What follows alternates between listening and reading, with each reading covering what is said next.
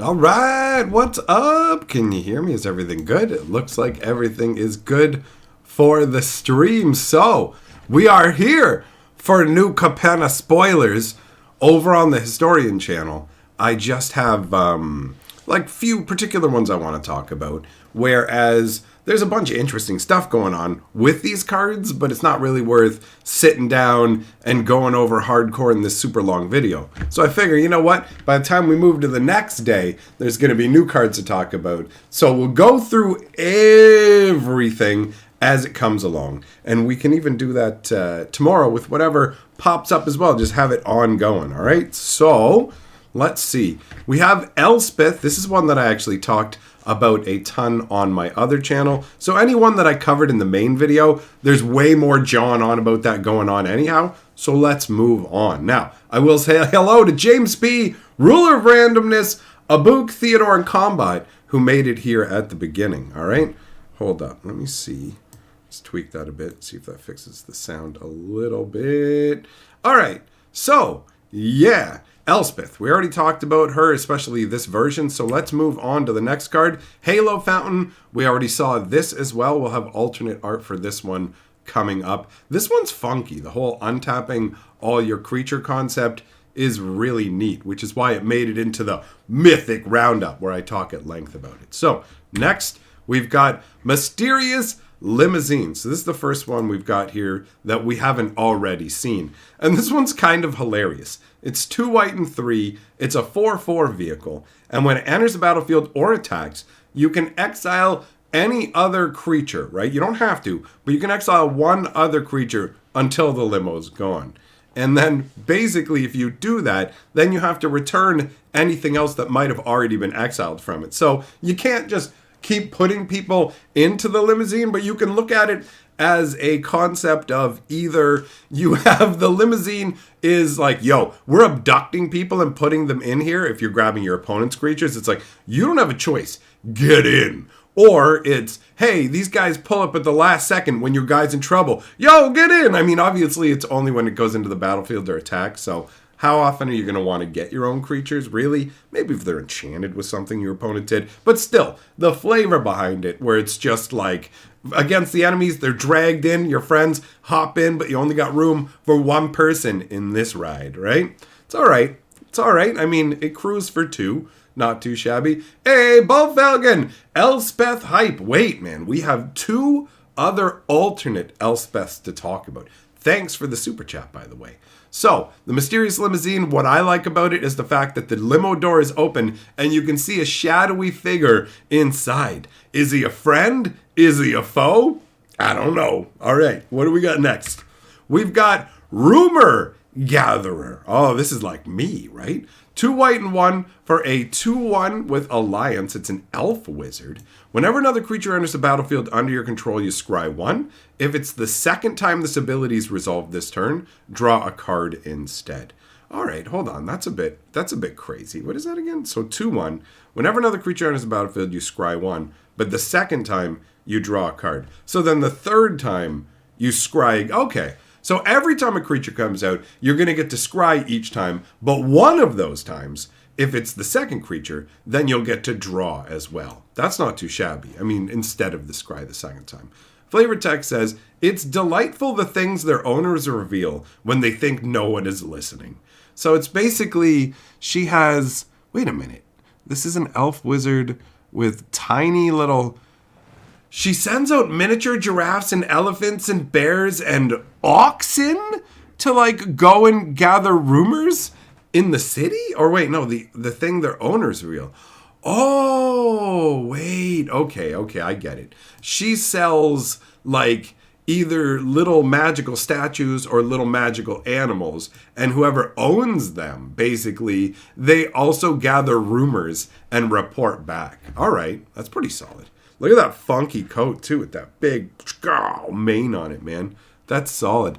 Does that bear have a little briefcase? Is he carrying a safe? The elephant has a scroll. The giraffe has a letter. That's a lot of fun. See, these are the cards where it's like they don't really make it into a regular video, but I still wanted to take the time to talk about them because this is dope. All right, Ledger Shredder. This one seems like it has the potential to be genuinely like beefcake strong. 1 blue and 1 for a 1/3 bird advisor with flying. Whenever a player casts their second spell each turn, it connives. And connive is draw a card, then discard a card. If you discarded a non-land card, you put a +1/+1 counter on this creature. So at first I went, all right, this is another one of those whenever you cast your second spell in the turn. And then I read it again and realized that it actually says during each player's turn, basically. Like whenever a player casts their second spell each turn. So actually, it's even better than during their turns. For each person who casts 2 spells in a turn, you get to trigger this ability. So this thing could grow considerably. Right? Like it's not, I don't know, it's just like there's a reason that it's rare. On the surface, 1/3, 1 like for 1 blue and 1 as a flyer is kind of meh. But it's just the scale that this thing can grow is pretty strong. Look, he's destroying evidence. It says no evidence, no crime. And he's sitting there shredding the ledgers. All right, that's funny. The brokers are out there trying to lock people in all kinds of contracts, man. All right, then we've got a little chat. 1 blue and 1 for an instant with casualty 1. I keep wanting to read it as causality. Casualty 1. As you cast a spell, you can sack a creature with power 1 or greater. When you do, you copy the spell. So you look at the top 2 cards of your library, put 1 into your hand, and the other on the bottom of your library. So if you sack a creature, this turns into, look at the top 4 cards of your deck, put 2 of them into your hand, 2 on the bottom of your graveyard. Not exactly, but that's the rough translation overall, right? And that is not too shabby at all. It's not too bad. I mean, it's not amazing, but it feels like you can get some decent value out of it. The fact that you can do it at instant speed makes it work like those, there's 2 of them, 2 or 3 of them. There's Village Rites, there is the Dungeons and Dragons one that gives you treasure. They basically just let you sack a creature at instant speed to card draw, sometimes with an extra bonus. Reckoner's Bargain might be another one.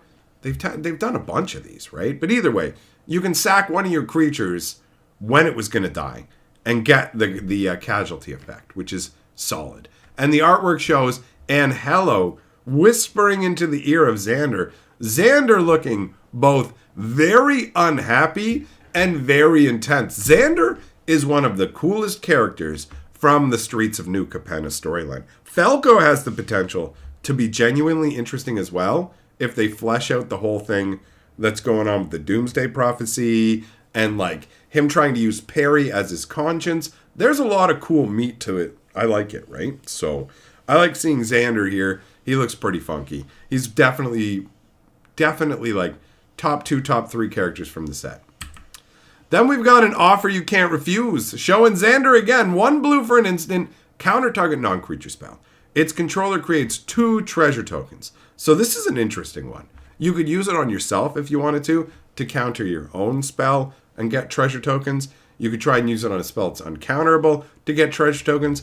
The fact that it's just 1 mana to stop anything that's not a creature is incredibly potent, right? Giving your opponent 2 treasures is nothing to sneeze at. They're getting some mana, right? But I mean, in the older formats, it might even be crazier. Decks built around the artifacts. It just feels like, this feels like an uncommon to pay attention to, right? This is one that will probably become relevant in other formats where the downside is just not significant enough to stop it, right? Like 1 blue to shut down anything at all that's not a creature feels really strong. And giving your opponent 2 one-time mana uses doesn't feel like a big like deal in exchange, does it? Like, this feels solid.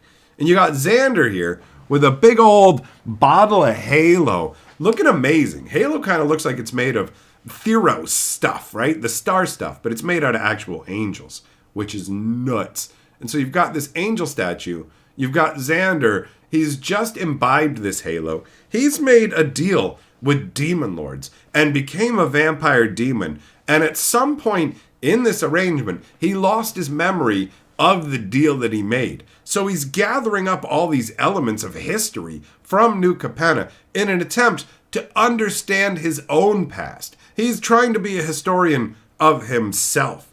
I think that's really cool, man. I really enjoy that. Eyes of the Fox. Can you counter your own creature for the treasure yourself? Non-creature. Yes. Yes, you can. You can totally target your own spells with it. All right.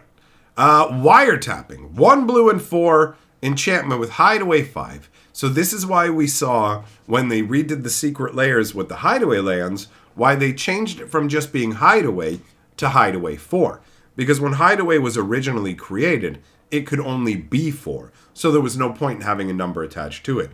Now, you can do Hideaway for any range of numbers, right? So when Hideaway cards come out, you look at the top X cards of your deck. In this case, it's 5. So you look at the top 5 cards of your deck, pick one, exile it face down, until you meet the conditions of the card. In this case, it's whenever you draw your first card during each of your draw steps, draw a card. Then if you have 9 or more cards in your hand, you may play the exiled card without paying its mana cost. So basically it's saying, keep a mitt full of 7 cards, draw your first card at the start of the turn, pick up an extra card, now you've hit 9, and you can play the spell underneath for free. It is something that's going to take a lot of work to make actually truly beneficial, right? Just on the surface, okay, you exile 1 spell, you play this, you get to play 1 spell, whatever, right? It's like, because that's all it does, right? It's like whenever you draw your first card during each of your draw steps, draw a card. Then if you have 9 or more cards in your hand, actually, never mind. You know what? I'm completely waving away the fact that whenever you draw your first card during each of your draw steps, you draw a card. You will still get to do that each time, even after the Hideaway is triggered. So, this is a 5-mana enchantment that lets you automatically draw an extra card each turn off of your first draw. And on top of that, will give you a free cast off the top of your deck. And that changes things considerably. I like this. I will put this in my cube. All right. What's going on in the artwork here? You've got a lady wizard here in the front. What is she holding in her hands? Hold on. Let me see if I can make this a tad bit bigger. For a second there, I thought I closed the stream. And I was like, uh-oh. Okay, so she has a remote control with magic beams coming out of it. There's a dude in the background. Are they just setting up stuff in the office to, I don't know, whatever. It's spy-ish stuff. It's spy-ish magic stuff, I guess. I'm just going to move on. All right, we got Cut of the Prophets. This is insane. This is insane. 2 black and X for a sorcery with casualty 3. As you cast a spell, you can sack a creature with power 3 or greater when you do copy the spell. You draw X cards and lose X life. Flavor text says everybody is worth their weight in gold. And look at the artwork. This dude is literally being carved up into gold bars with some insane magic. It's funny because you can see that they held him down, right? They're like, okay, hold him down, boys. But I mean, at this point, do you still need to be holding him down? He looks like he's unconscious. Also, half of his torso is missing. And I'm not an expert on human bodies, but as far as I'm concerned, if half of your torso is missing, you are not alive anymore. So I don't think they need all these people holding him down anymore. He's done for. Look, he's been gold barred up. What a crazy card. What a crazy concept. That's amazing.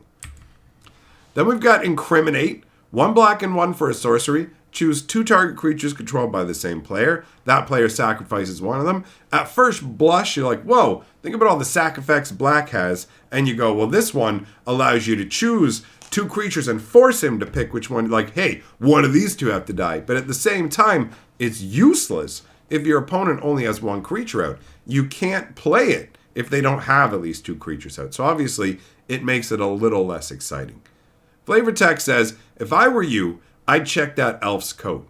I saw him slipping something into his pocket just before you arrived. And that's Crandall, the freelance instigator. So he's literally like, here you go. I put this stuff in Buddy's pocket. So you can see there's a body laying there, and then there's the shadow of somebody getting something slapped in their pocket with the other guy just doing it and dipping out over to tell the cops. Crandall is setting it up.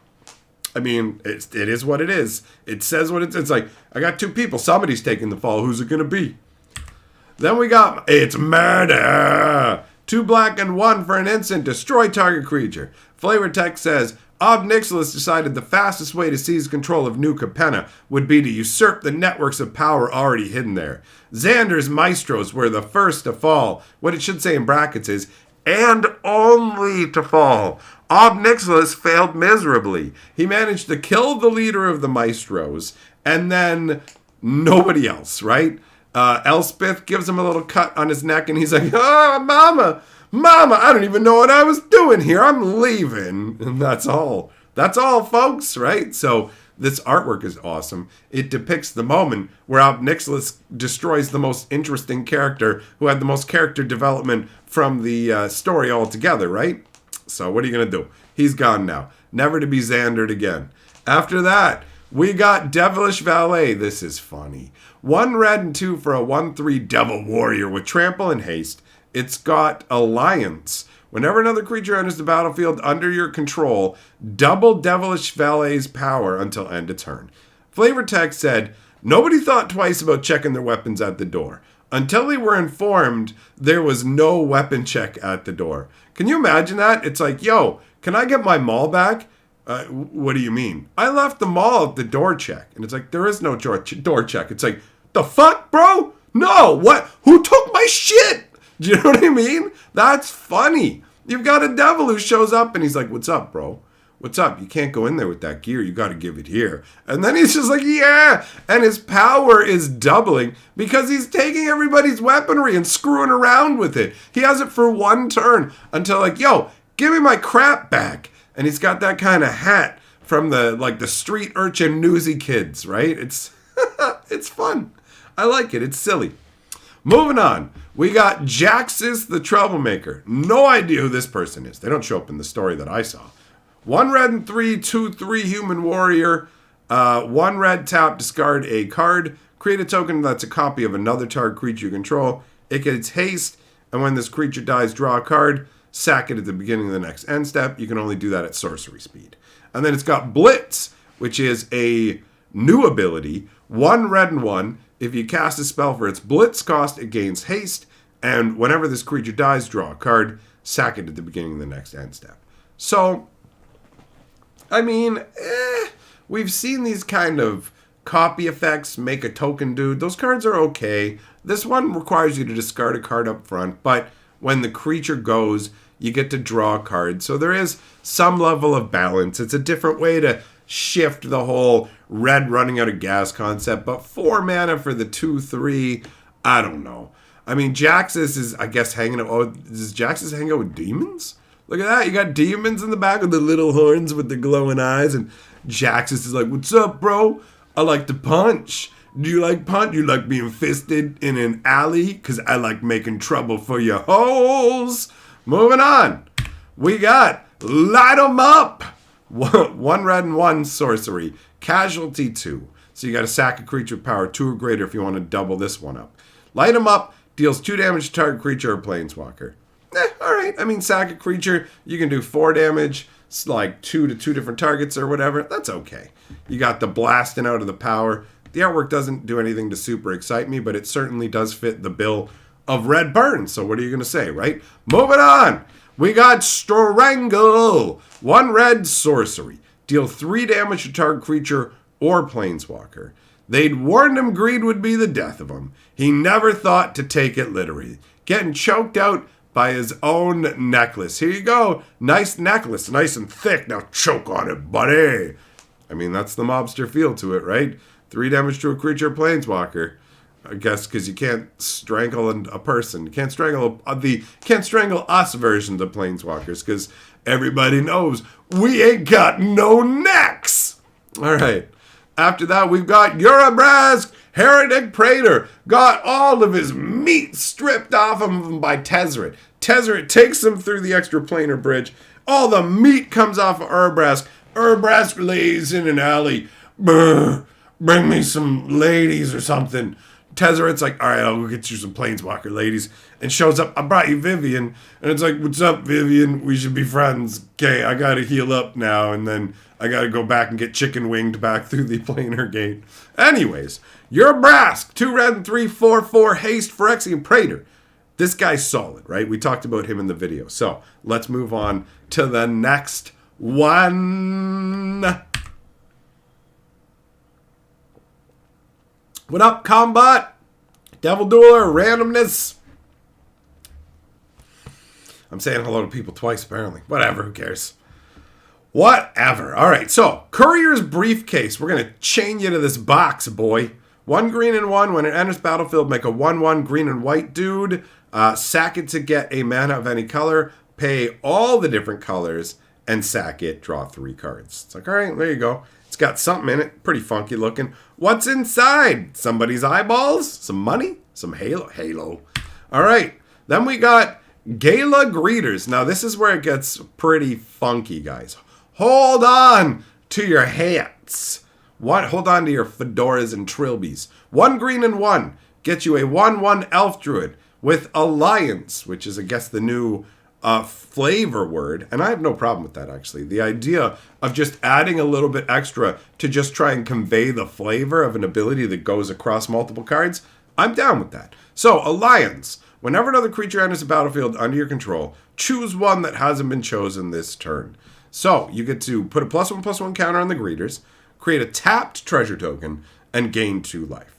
This is interesting. You get to choose between all 3, but only ever do once per turn. So if you can get 3 creatures extra out of turn, you can grow this creature, get a treasure token, and gain 2 life. Which on top, like once you put 1 counter on this, you've gotten the bare body, right? Which is like standard issue for Magic creatures. And then the rest of it is pure gravy from that point forward. The fact that it creates tapped treasure tokens is interesting because like we're going to give you treasure tokens, but you got to be slowed down. It can't be just as simple as, okay, a creature comes out, you get a treasure token, sack it to make another creature. We don't want you to be able to ramp along that easily. I never really thought about them creating tapped treasure tokens, and I think this is the first time we've seen the ability. Now, the artwork is funny to me because it just looks like a bunch of aliens. Like, hello, welcome to the party, but he's like waving up to the sky. But where it gets really interesting with the Gala Greeters is they are doing one different version of this card for every different language, right? So you get things like, oh, wait until we get to them. I guess it's not in that order. Just bear in mind, we'll get to it shortly. We're going to go through a whole sequence of different language Gala Greeters, all right? So remember those abilities. Disciplined Duelist. 1 blue, 1 white, 1 green, 2/1 double strike. When it enters the battlefield, it gets a shield counter, and or it enters with that shield counter. Flavor text says, broker agents defend their charges by all means available, from intricate logic to blunt force trauma. There you go. It's like, all right, we're going to save you with words or with our fists if we have to. And I've got a shield to protect me from some damage so I can survive. Makes sense. Protection mages running a protection racket, right? Buddy stares up, whatcha? Check out my flaming fists. All right, moving on. We've got Falco! I really like this character. He's really cool. And we talked about him in today's video. So, he is dope. Let's move on. We've got Omnixilus, another mega mythic man who made an appearance in today's video. So, moving on. We've got Zatora. Same spiel. This card literally did make me go, what? When I read it out loud because it is nuts. All right. Chrome Cat. 3 mana for a 3/2. I didn't even read this one. 3 mana for a 3/2 artifact creature cat. When it enters the battlefield, scry 1. Flavor text. I always say if it's breathing, it's lying. Luckily, my friend here does neither. All right, so he just has a weird artifact cat familiar. a chrome cat that lets you see into the future. It's got a beefy body, actually, like 3-2. That's no 1-1. That could tear people up. The artwork's goofy. We've got Getaway Car next. Oh, you know what I just noticed? Hold on. Let's shift that over a little bit. There we go. Now the edge isn't as off the screen. That probably bothered a few people. I didn't notice. Getaway Car. We're going to drive far. 3 mana for a 4/3 vehicle with haste. Whenever it attacks or blocks, return up to 1 target creature that crewed it this turn to its owner's hand. That's cool as a concept from the Getaway Car. Boom. I disappear. That makes sense. But on top of that, it's cool for being able to recur creatures to use their abilities over and over, right? And a crew of 1 on a 4/3, it's all right. The car itself looks like a beetle. They've done that with some of these different like animal shapes. Really low to the ground. They better keep the roads smooth in Capenna. After that, we've got Botanical Plaza. This is these are with the lands. What do they do? Okay. Tap for a green or a white. Comes into play tapped.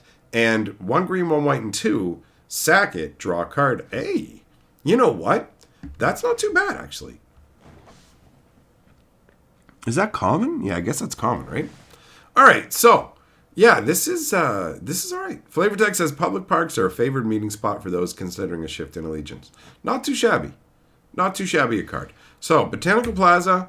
Racer's Ring, we got the racetrack for red-green. Purchasing chrome racehorses with cash is a common means of dispersing mysterious income. I got a lot of this money. Then we got Skybridge Towers. Oh, that looks pretty intimidating. New Capenna's districts are a series of tiers. Wealth and power always rise to the top. White, blue on top, baby. All right, Tramway Station. That's the black-red. 10-minute ride can take you to the luxury of Park Heights or the grit of the Caldea. All right. This looks all right. Waterfront District, black-blue. Bottom of the Dark Canals is littered with countless corpses and treasures. Somebody should get that treasure, yo. Then we got the Plains. All right, that looks like a dark city night. Then we got this version of the Plains where we're inside like a mall or something. Then we've got this island, which is, I don't know, underwater aquifers? And then we've got this, oh, that's cool. Look at that. This statue on this, like, waterfall outcropping. That looks nice. Swampy City. Oh, noxious fumes. No, thank you. Don't want to die there. Yeah, we got Run Down. Look at the statue with the crazy... Actually, you know what? This could kind of work as green artwork, too, with nature overtaking the statues, right? Then we've got a mountainous sort of... I don't know. This is all right. This artwork in particular doesn't appeal to me. This one, you got the... Oh, look at the big spotlights they got blaring out into the city. Makes me think of the old Fox Studio logo. After that, is it shifting them over? Is that what's going on? Oh, hold on. Maybe if I click over here, whoop, and then it won't... It was moving the card over. That's what was going on. I was wondering why it was shifting off the edge. Now it's over too much. Hold on. We'll get it. We'll get it. All right, we should be good now. Oh, this forest looks great, though. Imagine visiting this in the cityscape. Wouldn't that be nice? That'd be dope. All right. Oh, I told you, Bo. I told you we'd be seeing like another variant version of Elspeth. Look at her with her halo-filled sword. I'm presuming that she is going to be able to generate halo on demand because she's a planeswalker and won't be consumed by it like the other angels are. Pretty nutty. Then you've got another version of Ob Nixilis. I think this looks pretty sweet. There is 2 variants, actually, to take a look at. So this one looks pretty nice. I like it. It looks very imposing. And then we've got the alternate Halo Fountain, which doesn't have the same sort of opulent feel in the same way as the previous one. Like, the other Halo Fountain is literally splorping it all over the place. This one is a little more tasteful, although it does have, like, crazy dancers up at the top. But the amount of halo that's on display is not as much. Still a display of power and wealth, though, in New Capenna, right? After that, we have the alternate art version of Disciplined Duelist. He's got his tie on. He's got a meeting to go to. Actually, it's some pretty funky artwork. Then we've got a different variation of... Oh, look at Falco, man. He's all reclining on his balcony, looking super chill. all fashionable. The fashionable Falco. All right, I like it. Then we've got Jetmir, Nexus of Revels. 1 white, 1 green, 1 red, 5/4 legendary cat demon. Creatures you control get +1/+0 and have vigilance as long as you have 3 or more creatures. They get +1/+0 and have trample as long as you have 6 or more creatures. And they get +1/+0 and have double strike as long as you have 9 or more creatures. This is get your whole squad out and have a good time. Things get ridiculous. Double striking, trampling, vigilant squad. Jetmir looking like the literal giant fat cat, raising a goblet of Halo, heading over the cabaret party, looking very grand. I dig it. Then there's Xander the Collector. Look at that artwork. He looks great. Oh man, that's awesome. So we've got 1 red, 1 black, 1 blue, and 4 for a 6/6 legendary vampire demon noble. When he enters the battlefield, target opponent discards half the cards in their hand, rounded down. They lose half their hand. Whenever he attacks, defending player mills half their deck. Nice. When he dies, target opponent sacrifices half the non-land permanents they control. What?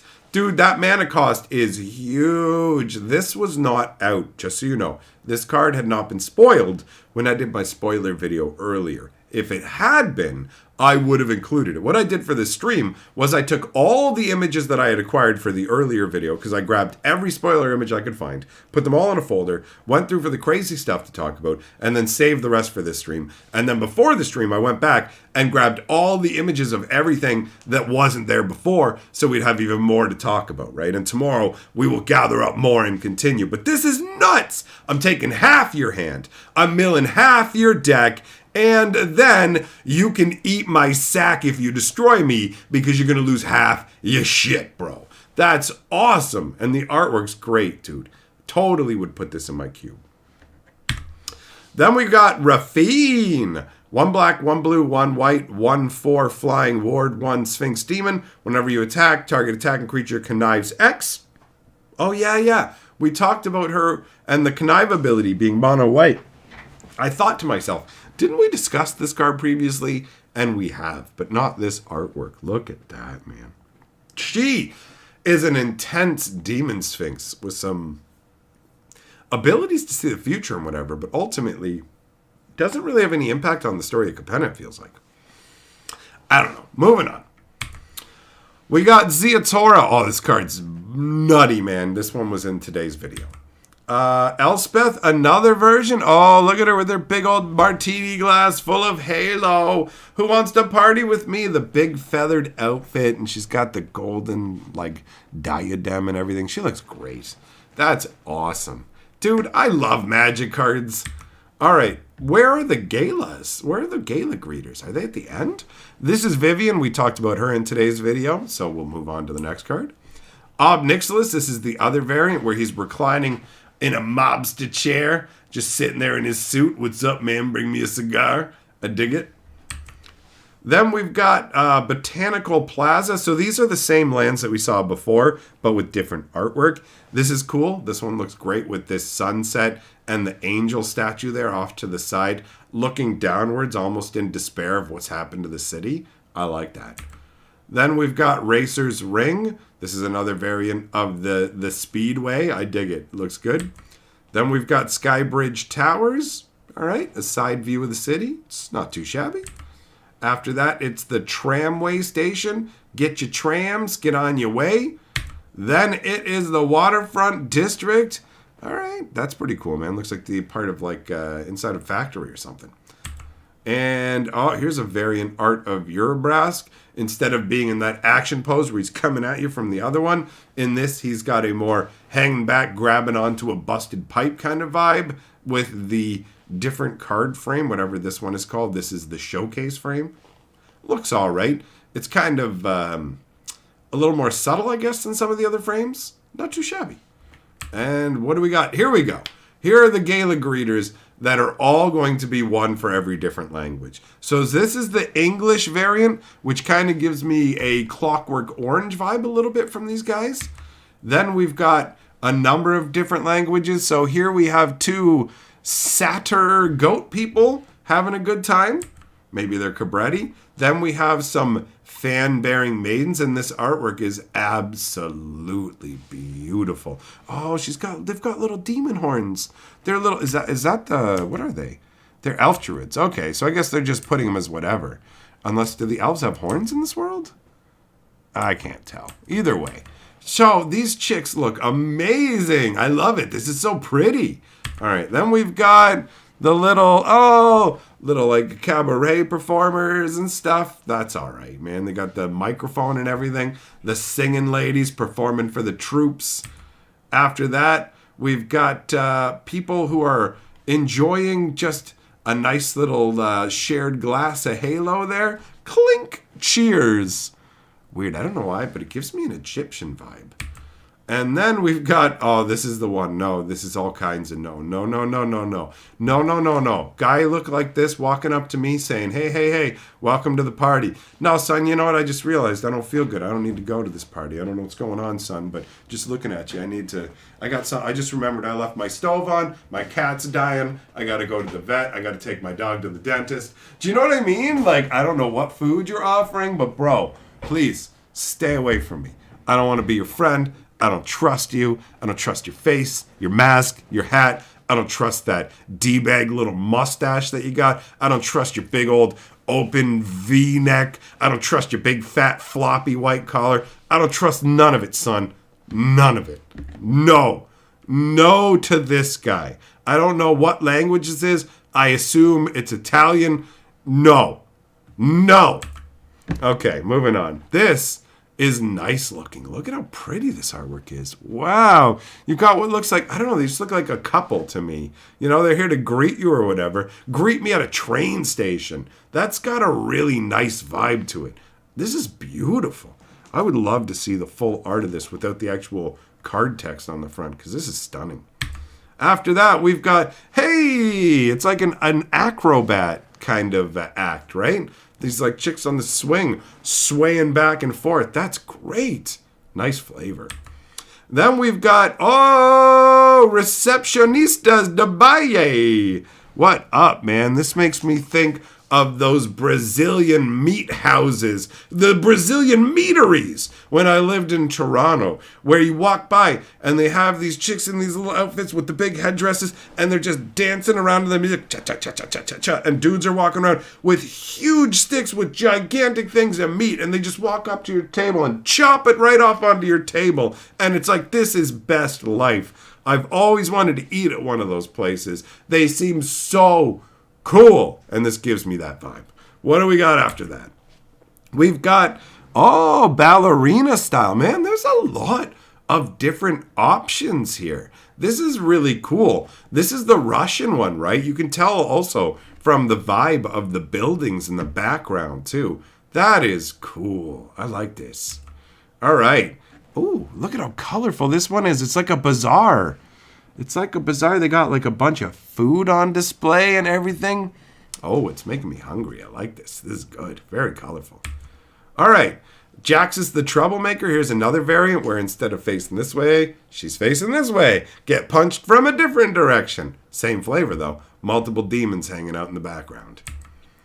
Oh, all right. Well, my friends, that wraps up the spoilers. That is all of the cards. I hope that you enjoyed it. It was fun going through everything. I'm going to do this again with the second part. And for now, that ends it. So thanks for being here. Have a good one.